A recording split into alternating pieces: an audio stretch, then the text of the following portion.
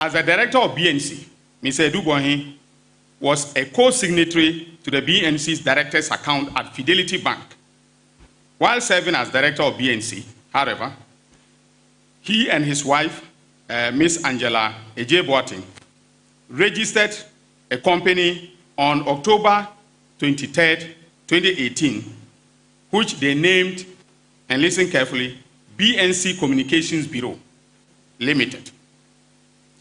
It is important to note that the similarity between the names here, that is BNC, was designed, to engage in a criminal enterprise, which will unfold as I go further. For purposes of differentiation, we will call the private company Private BNC and call Ghana's Signal and National Security BNC the National BNC. Mr. Adu-Boahene, who is the head or who was the head of the BNC, and his wife are listed as directors of the private BNC. Okay, so they registered the company, and they, the two of them, together are the directors of the company, the two directors of the company. On October 26, 2018, the couple opened a corporate account for their private BNC at Universal Merchant Bank, UMB. According to the mandate on the account, either of the directors could sign checks and approve transactions on the account. In his capacity as director of the BNC, Mr. Adu-Boahene on January 30th, 2020, signed a contract on behalf of the government of Ghana and the National Security Council on the one hand, and on the other hand, an Israeli company called ISC Holdings Limited. The contract was for the purchase of a cyber defense system software at a price of $7 million United States of American dollars. Let us call this contract the GOG ISC contract. On February 6, 2020, Mr. Adu-Boahene then transferred an initial amount of 27,100,000 Ghana cedis, that is from the National BNC's operations account at Fidelity Bank to the private BNC account at UMB. Official documentation on the transfer revealed that the amount was for the payment of cyber defense system software, which the National BNC was buying from ISC Holdings in Israel. Mr. Adu-Boahene, in effect, transferred the money from the National BNC to his private company, the private BNC. A review of the transactions on the bank accounts reveals that once the funds from the National BNC landed in the account of his private BNC at UMB Bank, Mr. Adu-Boahene caused his private BNC to transfer an amount of 9,537,520 Ghana cedis to ISC Holdings in Israel. By the exchange rate at the time, this amount was the Ghana cedi equivalent of $1,750,000 United States of American dollars. To justify or facilitate the transfer of the 9.5 million and the 9.5 million, Mr. Adu-Boahene fraudulently attached a copy of the Government of Ghana ISC contract as well as an invoice which he held out as an invoice issued by ISC Holdings Limited or in respect of the Government of Ghana ISC contract. On March 18th, 2020 and March 30th, 2020 respectively, he again transferred 21 million Ghana cedis from the National BNC Director's account at Fidelity Bank to the same private BNC account at UMB. The narration of the transaction indicated that it was for the payment of the cyber defense systems that the National BNC was buying. The transfer from the National BNC's account brought the total transfers that he made to his private BNC to 49 million Ghana cedis. By the exchange rate at the time, this amount was exactly the Ghana cedi equivalent of 7 million United States of American dollars. The exact full amount which he quoted as the price at which ISC 𝐼SC Holdings sold the cyber defense equipment to government of Ghana. All the payments transferred to the invoice, a number from 𝐼SC Holdings, all the payments reference the invoice number from 𝐼SC Holdings to the national BNC. Importantly, after the initial transfer of the 9.5 million Ghana cedis, which was the equivalent of 1.750 United States of American dollars from the private BNC to 𝐼SC Holdings, no further payments were made to 𝐼SC Holdings. A review of transactions on the private BNC account reveals that after the payment of the 1,750,000, Mr. wife began applying the rest of the funds for their personal use, making transfers to local third parties, personal investment, as well as transfers to unknown persons. And by the way, ladies and gentlemen of the media, we have all the account details, we have all the receipts, and any person who took money from Mr. Adu-Boahene from that account, we know. Our investigation, which was conducted by EOCO, as I've indicated, has established that the ultimate beneficial, in essence, the difference between 49 million Ghana cedis being the money Mr. Adu-Boahene transferred from the bank account of the national BNC to his private BNC, and 9.5 million being the money he actually paid to the 𝐼SC Holdings for the software, ended up with him and his wife. That is to say that the sum of 39,462,480 Ghana cedis of taxpayers' money went into it. The investigation has revealed that the ultimate beneficial owner of BNC Communications Limited is another company known as Advantage Solutions Limited. 10 other companies are through a very complex web of shareholding and directorship connected to Mr. Adu-Boahene and his wife, Angela. Investigations have also established that monies, mostly proceeds of crime, from the Advantage Solutions Limited and BNC Communications Bureau Limited and other similar sources have been transmitted under very suspicious circumstances through the bank accounts of these companies. The investigations have revealed so far that the suspect and his wife have registered companies which we are currently tracking. We are tracking all the companies. There are about 10 of them that they created with Advantage Solutions mostly owning all the companies. For purposes of the investigation that is ongoing, we are not going to disclose those companies, but I want to warn any executive, director, or employee of each of the companies who, knowing that Mr. Adu-Boahene has been arrested, if they make movement of assets, we will track and arrest them and prosecute them. So they are all warned.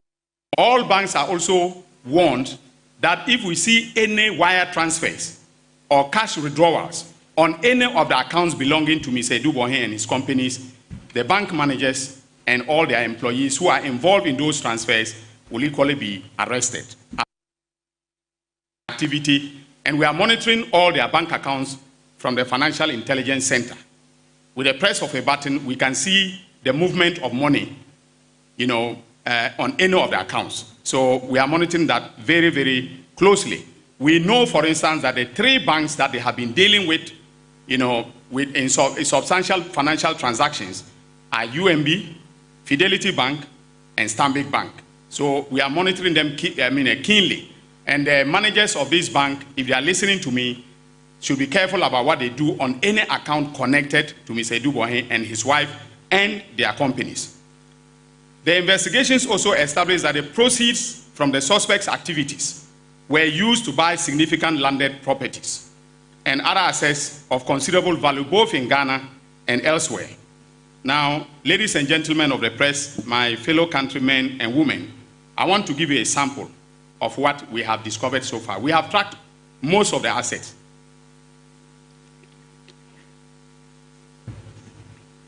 So, the the properties that are in their names, their joint names, or sometimes in their, in their individual names, are as follows.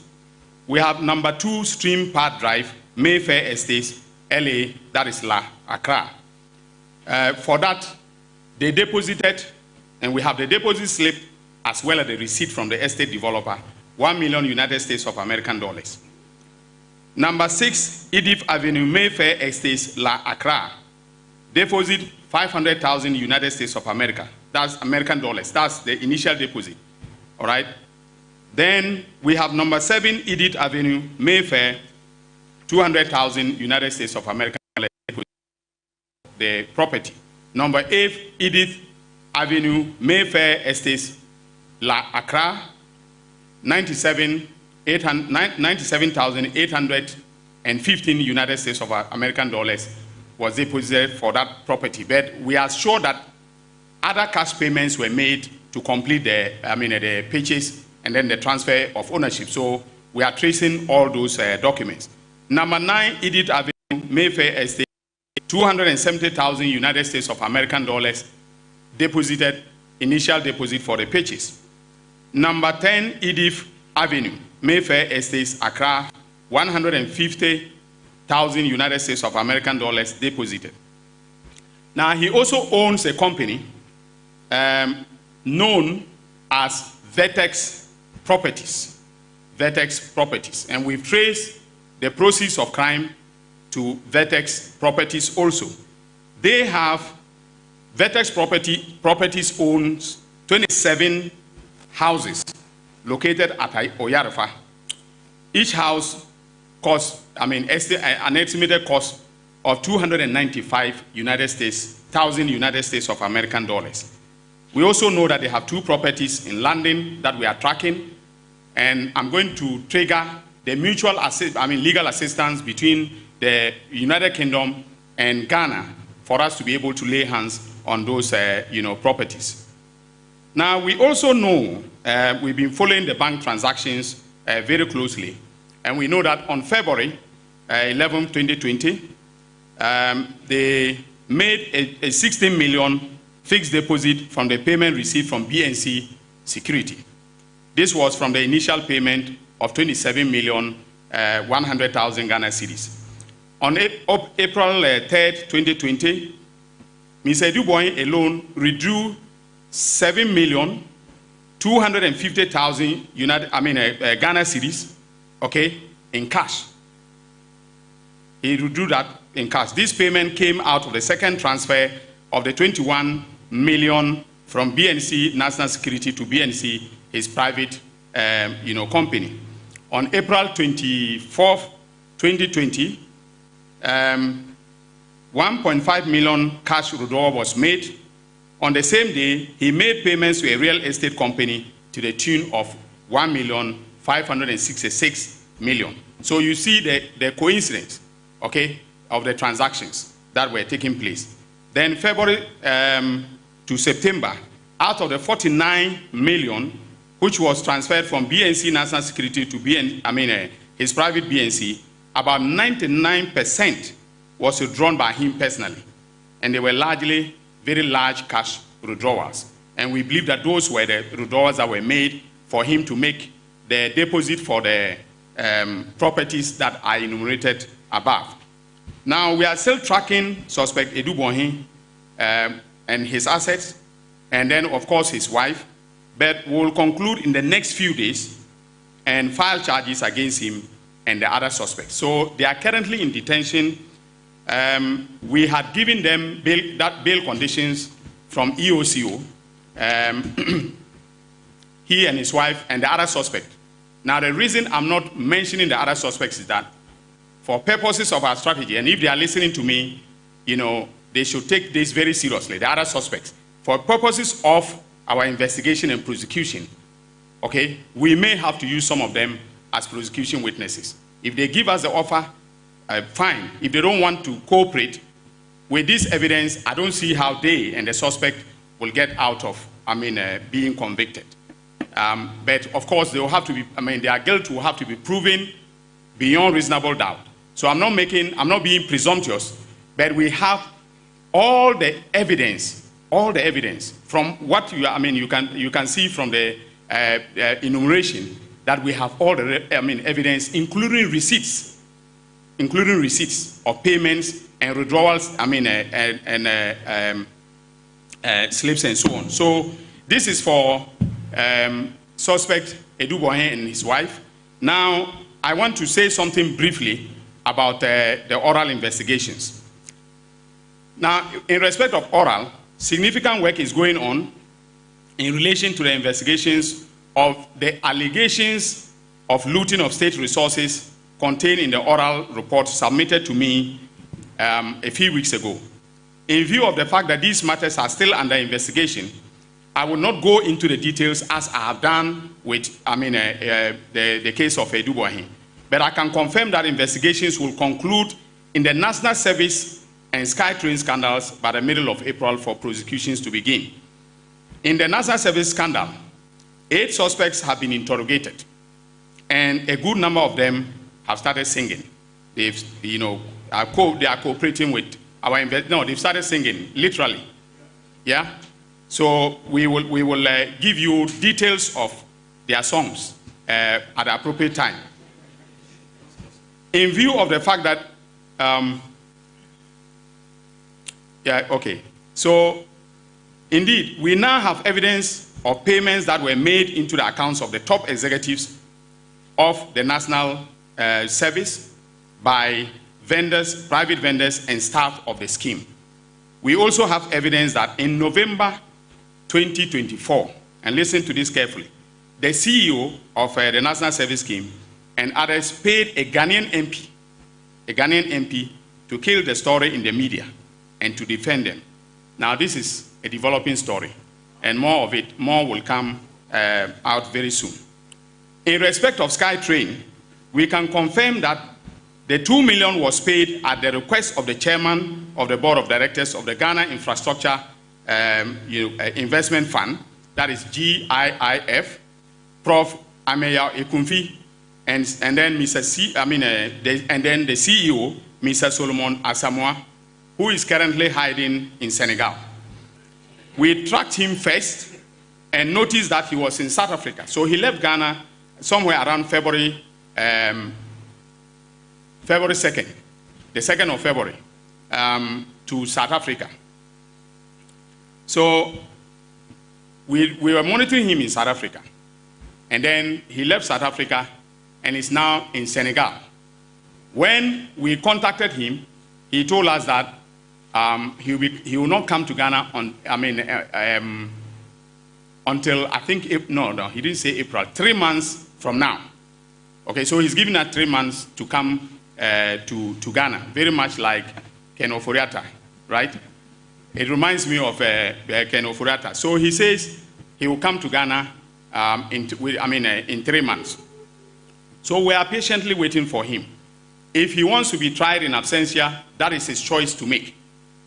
But we have the prosecutorial authority to prosecute him in absentia. And of course, the person who acted with him to transfer that money, the Prof. 𝐴 is in the country. So if there is going to be delay, we'll start the prosecution with him being a suspect who is being tried in absentia. So on the SkyTrain, we noticed that there was no board approval for a transaction, and the conditions precedent to disbursement had not been met. The other board members and our review of the minutes of the board of directors have confirmed this fact. So we requested for all the minutes, of the board of directors within the period that this transaction occurred. And our perusal of the minutes show quite clearly that there was no board approval. Also, the interrogation has revealed, that the other board members said that they did not have knowledge of this transaction. In fact, there was one of the minutes where one of the members questioned why the GIF was in a hurry to make payment for this transaction. and no answer of any significance was given to him by the two persons who schemed and transferred $2 million of taxpayers' money to a Mauritius company. In fact, we tracked the company to Mauritius, and a lawyer in Mauritius has confirmed to us that it is non-existent. But that's also, a developing story.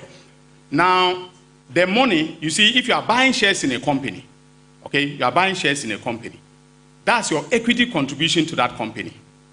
The money is supposed to be paid into the share account, the shares account of that company. But the money was given to Africa Investment Holdings, okay? And when, it was paid, we noticed that Africa Investment Holdings was paid 100,000 United States of American dollars as the GIF's contribution to equity.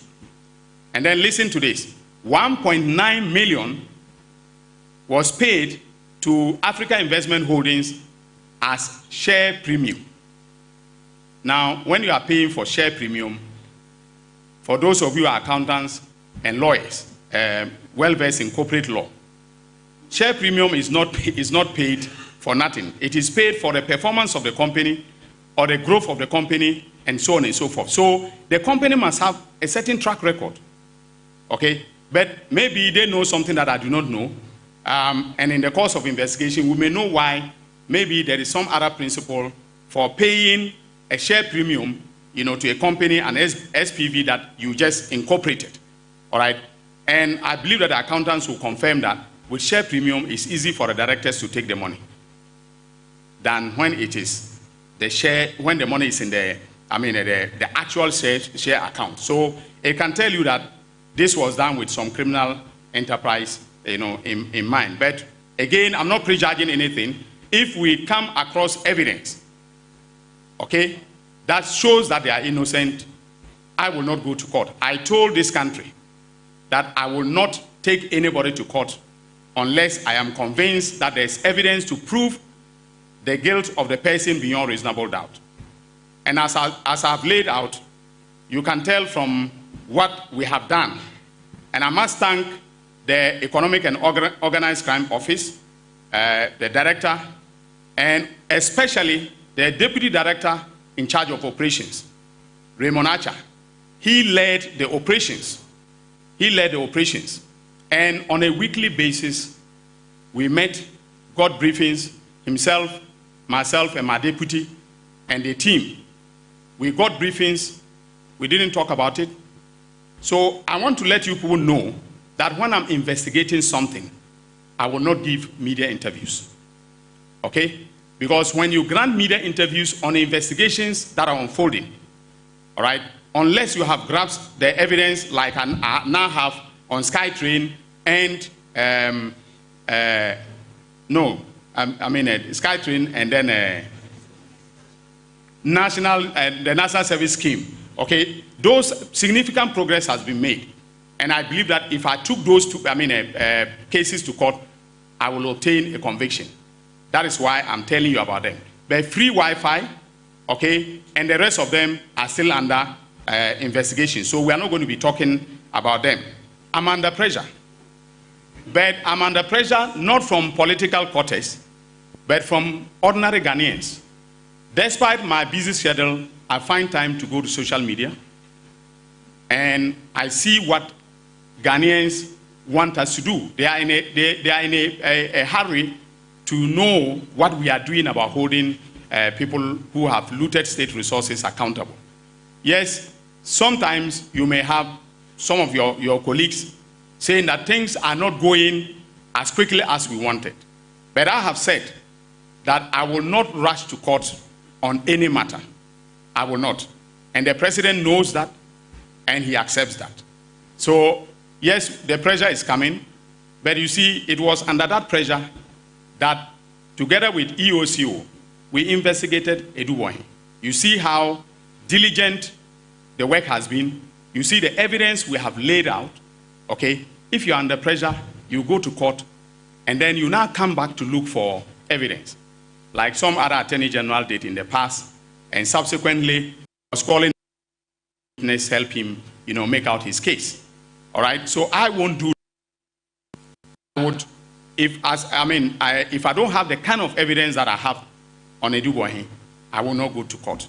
So yes, the pressure is there, but I'm soaking in the pressure together with my Deputy Attorney General and some of the staff. We are soaking in the pressure. Now, with respect to the bail conditions, yes, we gave them bail conditions. I think all in all it's about 160 million.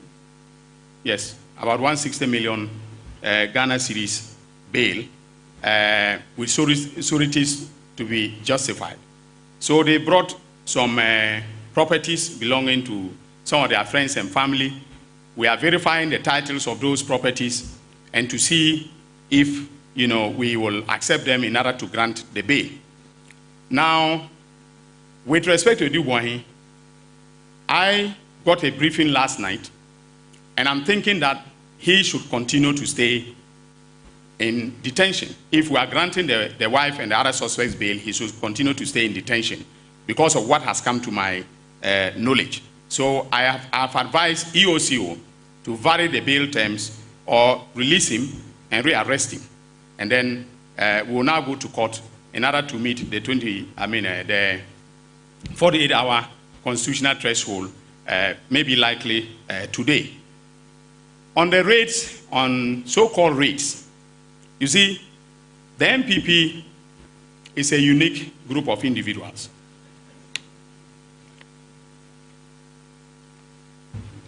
In 2017,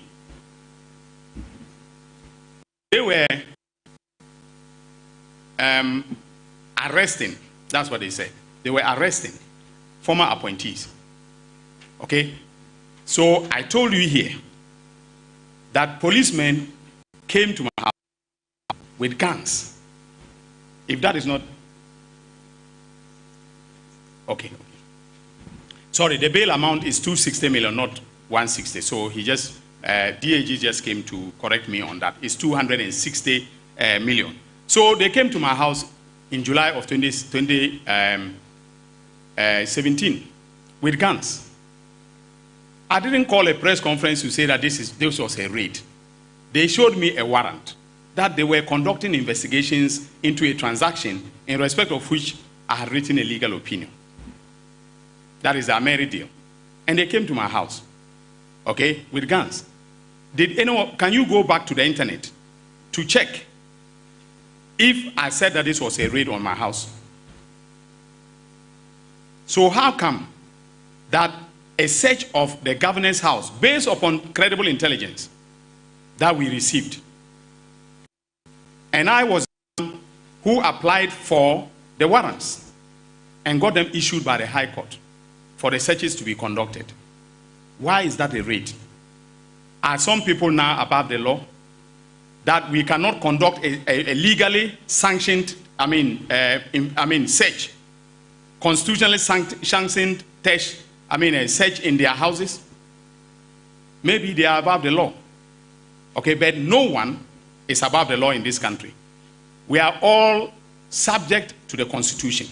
And in terms of the Constitution, under Article 18, all right, there are limits to what you can do by saying that you cannot, your house should not be searched.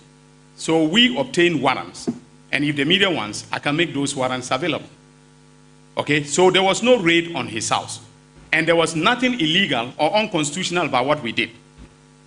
But they are deciding to bastardize me and to bastardize the operatives of the national security by even saying that during the raid, which for me wasn't a raid, it was a constitutionally sanctioned search, they stole 10,000 Ghana cedis. All right? Now, what an insult. Okay? And that is what my Deputy Attorney General was referring to when he said that, the constitutional immunity granted to MPs does not mean that they should abuse that immunity and then, defame individuals or officials who are conducting normal business, normal public business. All right? And ladies and gentlemen of the media, let me tell you, we have a recording of Addison and what he said about the rate. So if Afenyo Markin, the honorable minority leader, is daring me, will make that recording available. So he should desist from maligning law enforcement officers and myself for the work that we are doing. He should also take cognizance of the fact that I am the leader of the bar, and I will act in the best interest of the ethics of the profession.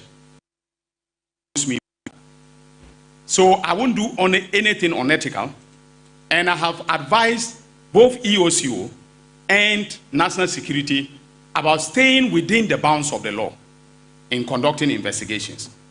So he should not abuse his parliamentary immunity by libeling or defaming public officials who are conducting normal, legally sanctioned public business. Now, with respect to freezing orders, we are notifying all the banks today. You see, the gentleman who asked about the freezing orders. Note that because of the way this gentleman, the suspect, is very highly networked, if a letter had gone out before today to any bank, there would have been swift movement of money, and there would have been, other suspects would have been alerted to the fact that we are investigating. So yes, we obtained all the accounts. For purposes of our investigation, officially, and for purposes of prosecution, we will now obtain what we are taking to court by writing to each of the banks to give us that for our prosecution. So we are detaining them because we want to prevent a situation where they will tamper with evidence. But as I've said, apart from the other companies that we are and other transactions that we are investigating, okay, we have substantial evidence to be able to prosecute even with, in respect of the BNC transactions. All right, so we will take all kinds of steps. Now, if we go to court, we'll ask for freezing orders, both for tangible and intangible property. I have already warned banks not to move any money in any account associated with any of the companies that they know, okay, are related or owned by Adu-Boahene and his wife. So we will be, we will follow with official actions, again, seeking to ensure that we preserve the assets, for purposes of the prosecution. Now, the question with respect to whether if we recover, we will proceed to prosecute. Now, in the best of two worlds for any prosecutor is to be able to convict and jail, and then also to recover the proceeds of crime. That's the best scenario. We have a plea bargaining regime in this country. If suspect Adu-Boahene and his wife and the other suspects that we are investigating indicate that they want to enter into plea bargains, return all the assets and the, the houses and so on to the Republic, refund all the monies, okay, and then even the profits from the proceeds of crime to us, okay. Two things can happen. One is we get him a reduced sentence, so he stays for a shorter period in jail than would have been, because he's looking at a maximum of 25 years in jail. He was born in 1981. All right? He's about 44 years old. The wife is 34. She was born in 85, or no, 82 or thereabout. So she's 34. So you can imagine doing 34 plus 25 if they get the maximum. Okay, so she will come out at an advanced age of 59. She'll be 59 by the time she comes out of jail. All right. So if they want to cut a deal and return all the proceeds, we are willing to let them go. All right, go to jail for a reduced sentence, or for the best scenario for them is for them to walk and return all the proceeds. All right, so I'm open-minded when it comes to these issues. So if they want to do a plea bargain, they should make an offer through their lawyers. Immediately I file charges, they should make an offer through their lawyers, and I'll be willing to look at it, because that is the essence of the plea bargaining regime under the under Act 30 as amended. Now, the question of confidentiality and national security. You see, the reason why national security expenditures are kept confidential are many. But one is that if, for instance, you are conducting surveillance and you want to give somebody money, okay, to conduct surveillance on a Saturday, do you want to go to the bank and do a check in the name of national security and give it to the person that should go and then, cash the check and, conduct the surveillance? Also, if expenditures are overexposed, investigations will also be equally overexposed. All right, that is one of the other reasons why national security expenditures are, done confidentially. So, for instance, I don't know whether you have ever seen the Parliamentary Committee on Interior or Finance or the Public Accounts Committee grilling national security publicly. Have you ever seen that? Because the tradition all over the world is that their expenses, are done, confidentially. All right? And if briefings are to be given to, let's say, the finance minister or the person in charge of our, treasury, they have to also be done, confidentially.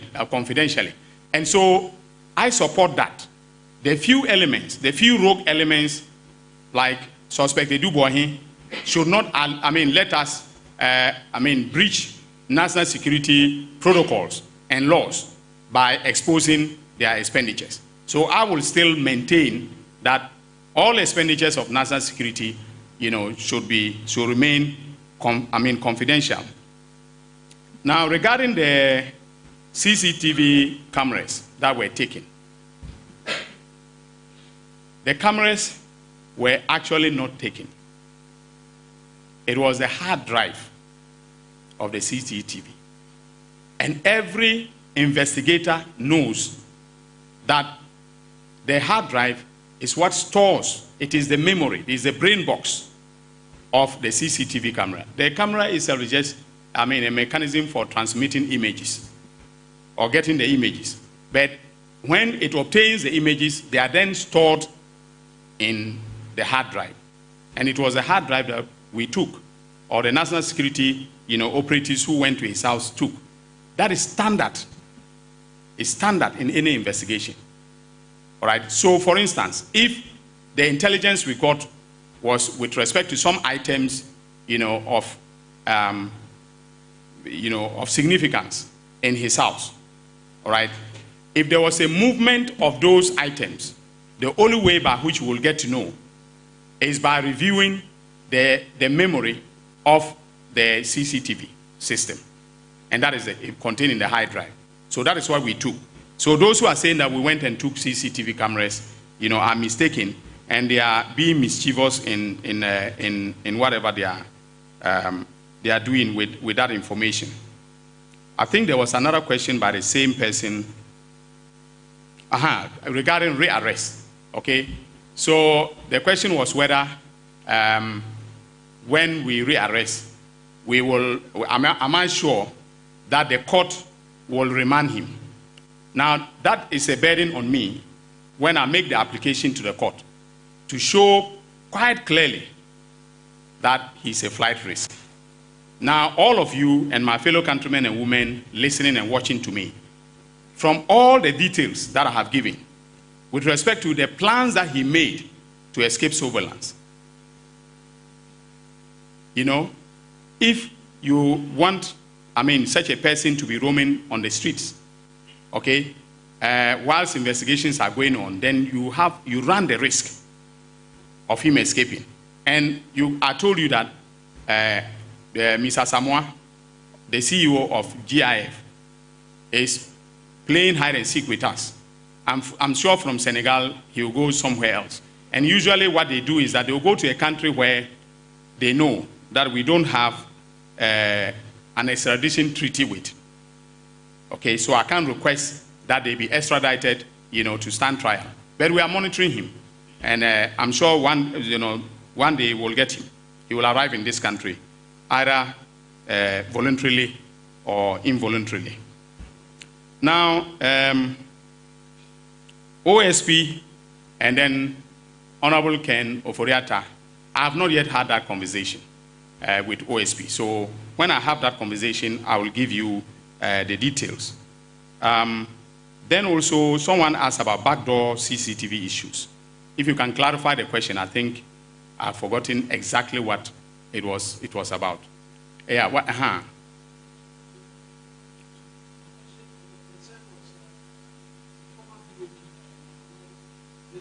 Yes. About the fact that he had a CC, no, that from a technical standpoint, I cannot, confirm that fact. All right. I haven't held any conversations with national security on that specific issue, and I'll not there, answer a question on that. And then the last one was white collar crime and the burden of proof. You will note from everything that we have done, this is, your prototypical white collar crime. Okay? Now, non-white collar crime is stealing a goat or cassava to feed your family. But those who wear ties, like myself, and then they sit in public office and steal money, that is white collar crime. And if you investigate very well, you will certainly, come across the evidence that is needed to prove the guilt of the criminal beyond reasonable doubt. And I have no doubt in my mind that Raymond Acha and his team have done, under the direction of myself and DAG, the Deputy Attorney General, they've done a fantastic job. There are other white-collar crimes that I will address you on in the next few weeks. Okay? Because as I've said, this country was turned into a crime scene for 8 years, and we are uncovering what crimes were committed. Now, I also want to take this opportunity to tell everyone in public office who is listening to me that if you do what suspect Adu-Boahene did, now I will come after you. All right? I will come after you. I'm not going to wait, because I have the authority of Mr. President that if you engage in anything like what Mr. Adu-Boahene has done, or any act of criminality, I will not wait. I will come after you. So this is a warning to everyone. So in conclusion, ladies and gentlemen, when His Excellency John Dramani Mahama, the President of the Republic, observed that the entire country was a crime scene, he knew what he was talking about. Some people bashed him for it, but the President knows, because I brief him on a constant and a regular basis on what is happening with respect to our investigations. We are working diligently on several dossiers that will shock the conscience of the nation.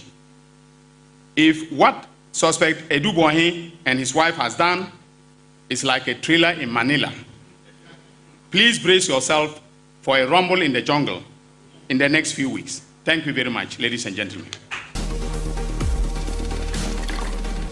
Watch TV, promoting sustainable development.